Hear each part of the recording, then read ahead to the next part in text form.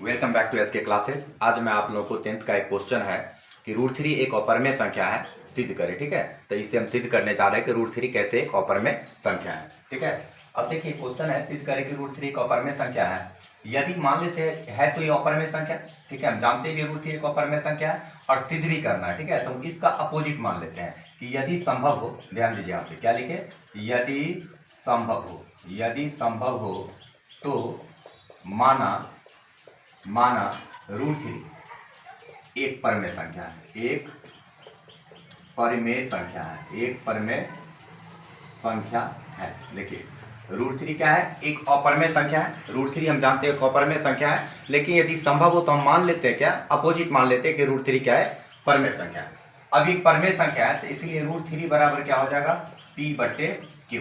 √3 बराबर क्या हो जाएगा, P/Q, क्योंकि परमेय संख्या का रूट क्या होता है, P/Q। लेकिन याद रखना है कि जहां Q का मान क्या होना चाहिए, जहां Q इक्वल टू क्या है, not zero. Q equal to not zero, यानी Q का मान क्या होना चाहिए, जीरो नहीं होना चाहिए। ठीक है, अब यहाँ पे और ये भी दिमाग में रखना है कि P तथा Q में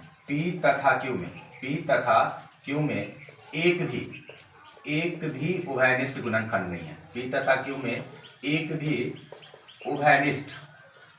उभयनिष्ठ गुणनखंड नहीं है।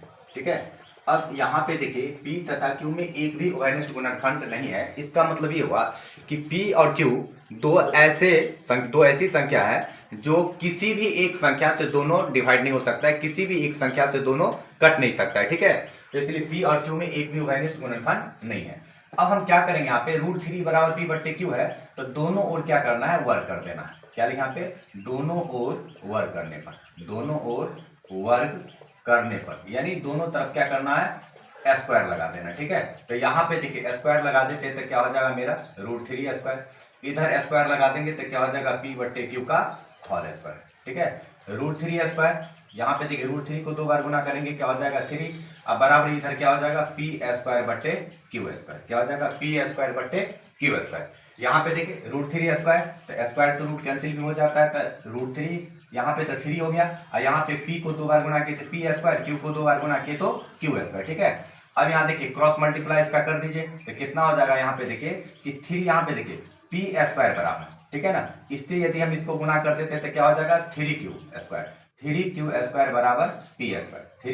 बराबर P²। ठीक है, अब यहाँ पे देखिए इसमें से एक Q यदि हम हटा देते तो क्या हो जाएगा, 3Q बराबर हो जाएगा P² इस साइड देखिए Q² गुना में है, 2Q कौन चीज में, गुना में थे, एक Q यहाँ रखे और दूसरा Q को उस साइड ले जा रहे हैं, तो गुना से उस साइड समीकरण में जाएगा तो कौन चीज में हो जाएगा, भाग में हो जाएगा।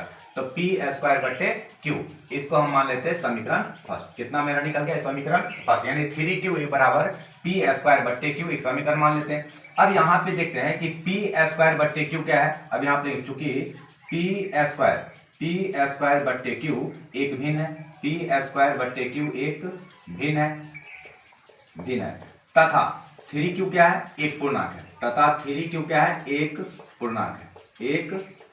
पूर्णांक है, यहां पे देखिए P²/Q क्या है, एक भिन्न है, और जबकि 3Q क्या है, एक पूर्णांक है।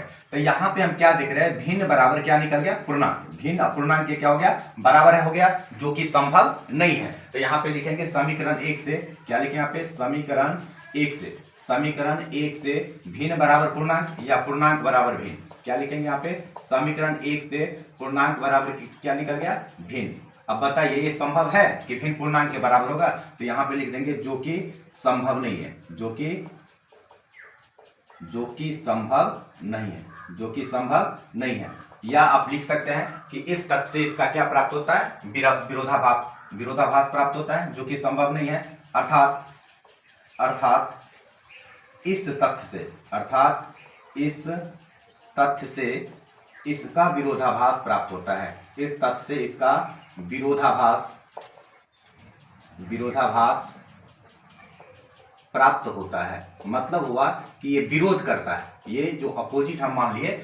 ऐसा क्यों निकल गया, क्योंकि √3 एक अपरमेय संख्या था, अब मैंने मान लिया परमेय संख्या, तो इसलिए इस तथ्य से इसका विरोधाभास प्राप्त होता है। अतः हम जो माने हैं वो क्या है, गलत है। तो लास्ट में लिख देंगे इसलिए √3 क्या है, इसलिए √3 एक अपरमेय संख्या है,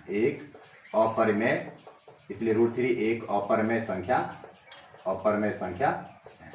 ठीक है, समझ में आ गया होगा। ठीक है, अब नेक्स्ट क्वेश्चन के साथ फिर अगले वीडियो में आप लोग के सामने उपस्थित होता। Thank you so much.